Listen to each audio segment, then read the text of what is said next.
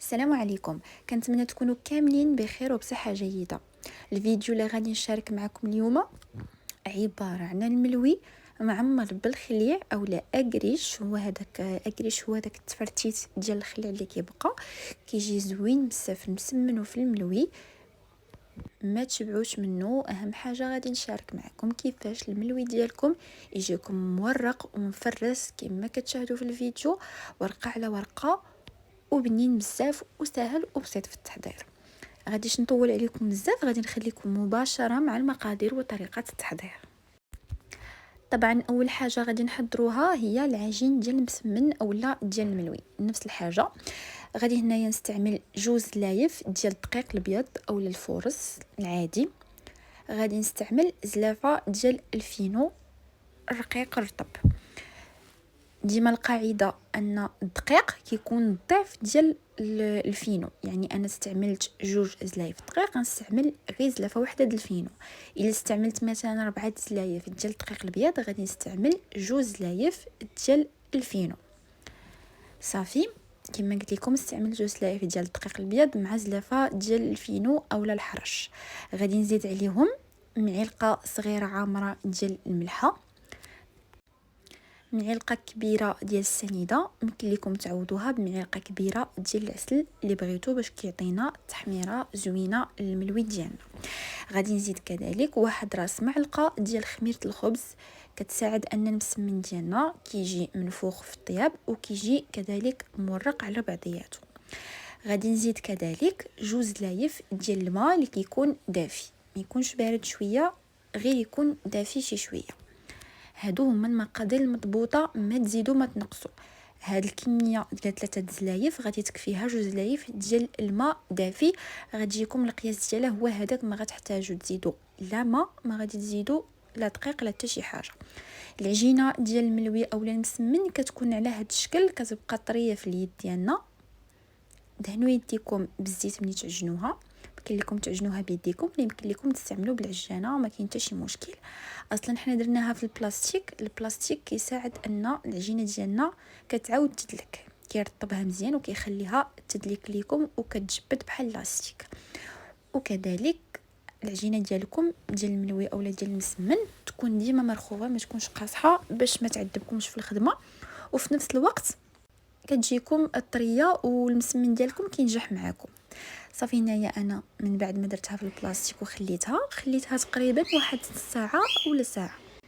طبعا قد ما خليتوها ترتاح قد ما اكثر المسمن ديالكم غادي يعطيكم الطوع وغادي يعطيكم الخاطر باش غادي تخدموه وما غاديش يمحنكم وما تقطعش لكم العجينه المسمن ديالكم. هنايا من بعد ما ارتاحت لي العجينه ديالي غادي نبدا نقسم فيها على هذا الشكل. هذا انا كنحاول انني ما نستعملش الزيت بزاف، لانه كما كنعرفوا الخليع ديجا مطيب بالشحمه وفيه ليدام بزاف، يعني مادام ما غادي نديروه فنحاولوا اننا نقصوا الكميه ديال الزيت. فانا كنقسم العجينه ديالي بكويرات وبلا ما نستعن بالدقيق، بلا ما نستعن بالزيت، حيت باش نخليهم يكونوا ليا يلا نجيب التوازن ديال الزيت على هذا الشكل. هذا هنا خديت لاطا اولا هاد البلاطو هذا فاش غادي نستف الكويرات ديالي دهنته غير برشيشه ديال الزيت باش ما يلصقش ليا. صافي غادي نعاود نخطيه بالبلاستيك. ديما البلاستيك كيخلي لينا المسمن ديالنا كيرطب اكثر وكيريحو اكثر. غنعاود نخلي الكويرات ديال المسمن يرتاحوا نص ساعه 10 دقائق 15 دقيقه، الوقت الكافي اللي عندكم. صافي من بعد غادي نوجد الخليط اللي غادي نورق به المسمن ديالي. هذا ثاني هو السر الثاني المهم باش المسمن ديالكم ولا الملوي سواء غادي تعمروه سواء غادي تخليوه خاوي، راه نفس الطريقه غادي ديروها. درت نص زلافه فيها النص ديال الزبده مذوبه والنص ديال الزيت مع كيس ديال خميره الحلويات. هذيك الخميره ديال الحلوى كتخلي لنا المسمن ديالنا كيشكل واحد الطبقه، كيجي مورق، يعني بين طبقه وطبقه كيتنفخ لينا شويه وكيجيكم مورق. للاشاره كذلك ان الزبده اللي سنستعمل كما كنقولها لكم في الفيديوهات زبده حيوانيه، كاين بزاف ديال الانواع، بدويه، سونطرال، جوده، انواع بزاف. اختاروا اللي يعجبكم، كتكون فيهم بنه زوينه بزاف. حتى المسمن ديالكم اللي كتاكلوه كتجي فيه بالنار زوينه بزاف، احسن من انكم ديروا المارغرين اولا الزبده ديال لابواط. الا ما توفرتوش هي الثمن ديالها باهظ شويه ماشي مشكل، تقدروا ديروا ديال البواطات ماشي مشكل. كما قلت لكم نص كميه ديال الزيت مع نص كميه ديال الزبده مذوبه مع كيس ديال خميره الحلويات، وطبعا الفينو او السميده باش غادي نرشوا الملوي ديالنا. انا استعملت الفينو اولا الحرش. صافي هنايا غادي نبدا نشكل الملوي ديالي بطريقه عاديه. هاد الطريقه ديالي هي المعتمده في الملوي، كيجي به زوين بزاف وناجح واخا تكونوا اول مره غادي تحضروه بها. فانا كنشد اول حاجه الكويره ديال المسمن ديالي، سطح العمل كندير غير شويه ديال الزيت باش ما يلصقش ليا المسمن ديالي، وكيعاونني انني نسرحو مزيان. فانا كنسرح الملويه ديالي حتى كتولي ليا رقيقه، وانا كنجبد فيها في يدي حتى كيبان ليا سطح العمل. حتى هذا كيخلي الملوي ديالكم يجيكم مورق مزيان، ما كنخليوش غليظ، كنرقوه ما امكن. كنرشوا بداك الخليط ديال الزيت والزبده والخماره، وكنرش بالفينو، وكنبدا نجمع على شكل بحال غادي نديرو المسمن المربع. كنطوي الجنب اليمين مع اليسار، وفي ديك المرحله كندير الكريش ديالنا اولا الخليع، كناخذ شويه في يدي وكنسرحو بهذيك الطريقه. غادي نعاود نشارك معكم بهذه الطريقه هذه باش توضح لكم الفكره. كما كتشوفوا انا جبت كويره هنايا، غادي نسرحها بيدي على هذا الشكل هذا، نبسط فيها مزيان، نحاول ما امكن انني نرققها حتى كيبان ليا سطح العمل ديالي. باش بهذه الطريقه كنضمنوا ان المسمن ديالنا ولا الملوي غادي يجينا مورق مزيان. كندير داك الخليط اللي قلت لكم ديال الزبده والزيت والخماره، كنرشو شي شويه، من بعد كذلك كنرش شويه ديال الفينو. وهنا غادي نبدا نجمع الملوي ديالي. كنجيب الجنب الاول اليمني بحال غادي نصايب المسمن المربع العادي، ولكن ما كنكملش جميع المراحل.